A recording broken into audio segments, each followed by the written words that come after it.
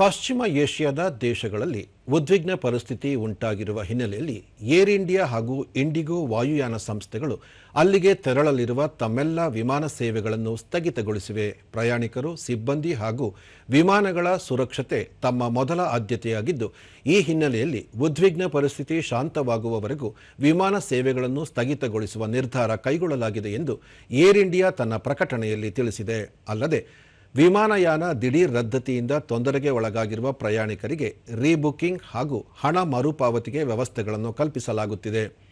ಹೆಚ್ಚಿನ ಮಾಹಿತಿಗಾಗಿ ಪ್ರಯಾಣಿಕರು ವಿಮಾನಯಾನ ಸಂಸ್ಥೆಯ ಕಾಲ್ ಸೆಂಟರ್ ಅಥವಾ ವೆಬ್ಸೈಟ್ ಅನ್ನು ಸಂಪರ್ಕಿಸಬಹುದಾಗಿದೆ.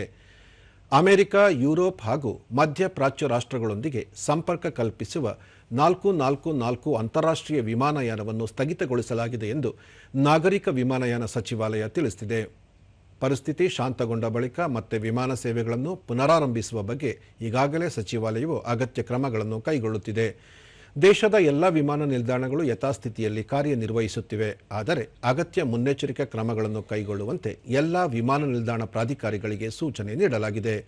ವಿಮಾನಗಳ ದಿಢೀರ್ ರದ್ದತಿಯಿಂದ ತೊಂದರೆಗೆ ಒಳಗಾಗುವ ಪ್ರಯಾಣಿಕರಿಗೆ ಸಹಾಯ ಹಾಗೂ ಸೌಲಭ್ಯಗಳನ್ನು ಕಲ್ಪಿಸುವಂತೆ ವಿಮಾನ ಸಂಸ್ಥೆಗಳಿಗೂ ಸೂಚನೆ ನೀಡಲಾಗಿದೆ.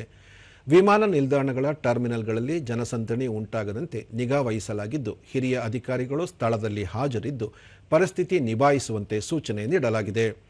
ನಾಗರಿಕ ವಿಮಾನಯಾನ ಸಚಿವಾಲಯವು ಪ್ರತ್ಯೇಕ ನಿಯಂತ್ರಣ ಕೊಠಡಿಯನ್ನು ತೆರೆದಿದ್ದು, ಪ್ರಯಾಣಿಕರಿಗೆ ಅಗತ್ಯ ನೆರವು ನೀಡಲು ಕ್ರಮ ಕೈಗೊಂಡಿದೆ.